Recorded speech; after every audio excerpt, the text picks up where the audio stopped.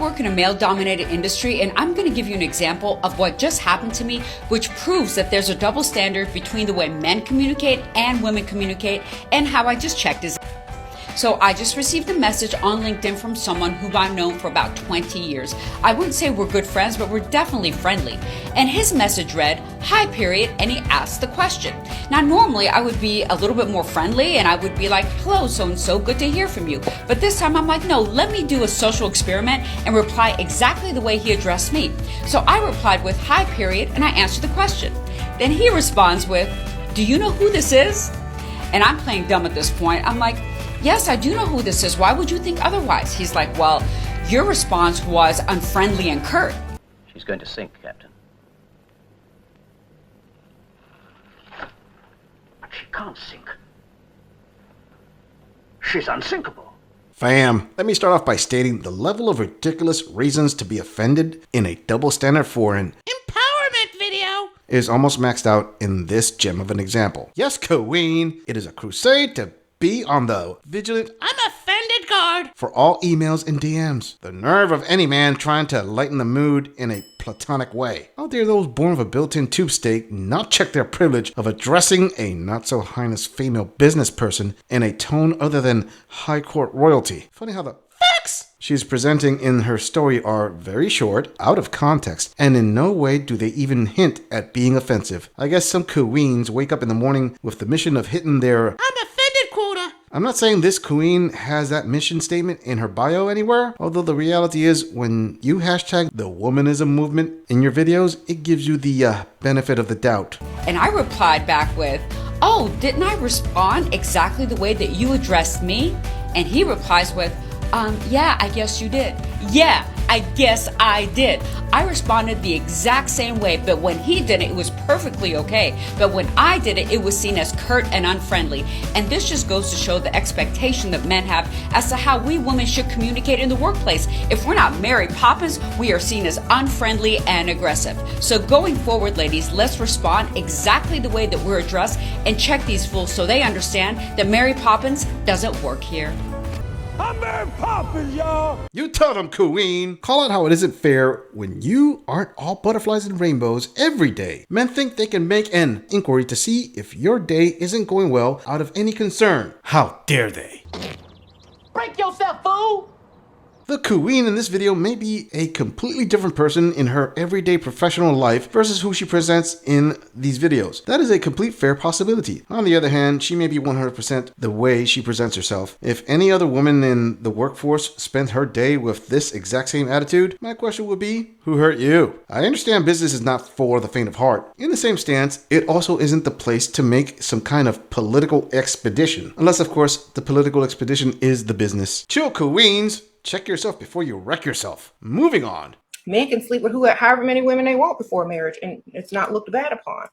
And then, when men ask about body count and stuff, men have very high body counts if they can afford to have them, or if Pick Misha is not busy.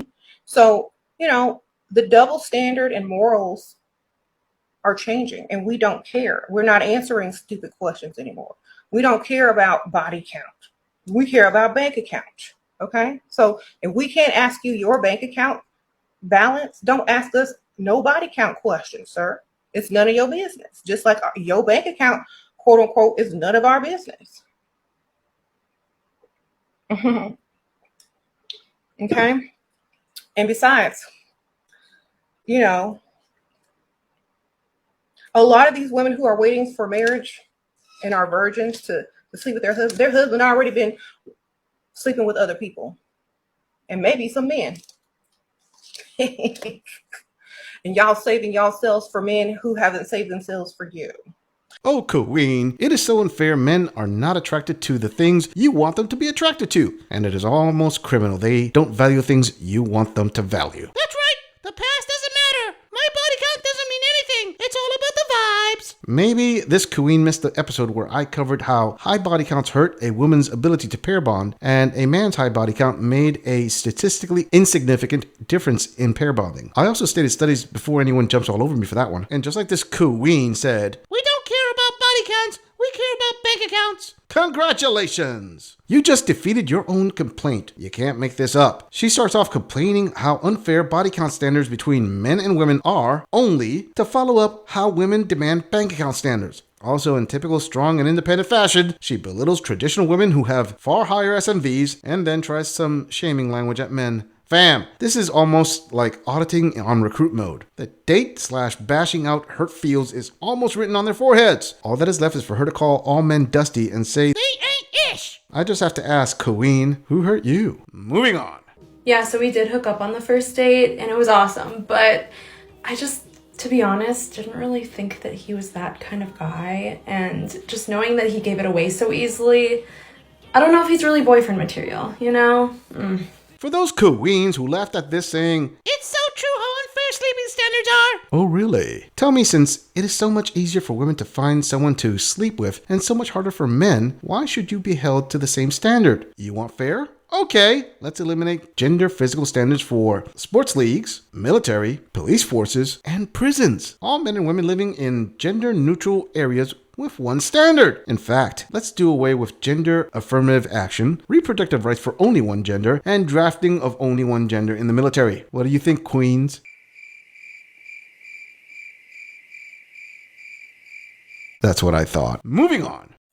You know what I find really interesting? It's the fact that the only time men will admit that women are equally capable as them of doing something within society is when it comes to committing crime or some kind of violence. Whenever anybody talks about the fact that men commit the overwhelming majority of violence, one of the responses is always, well, women do it too. And sure, they can. But when the conversation shifts to being about contributions to society or any positive aspect of society, women can't possibly measure up to the things that men have contributed. So which is it? Are women incompetent and less capable than men, which would explain why they're punished less harshly for the same crimes, because they can't possibly commit them at the same level of intensity that men can? Or are women equally as capable of men? Fam, I am sure this queen actually considered her argument in this video as near flawless. It almost hurts this gorilla to do what I must. Please forgive me.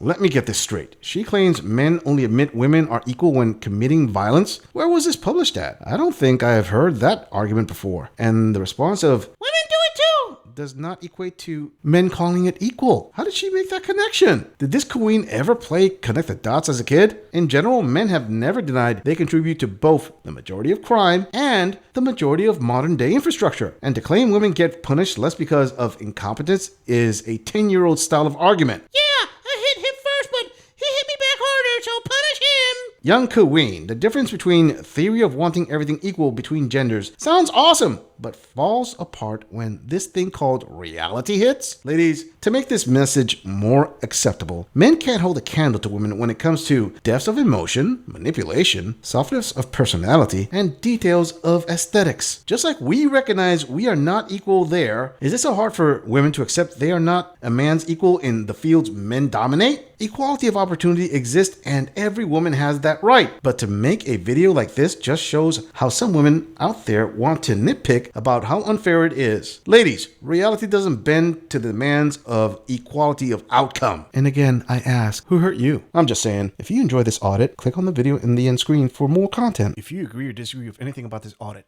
please let us know in the comments. I'm going to leave this audit right here. I'll see all of you in the next episode.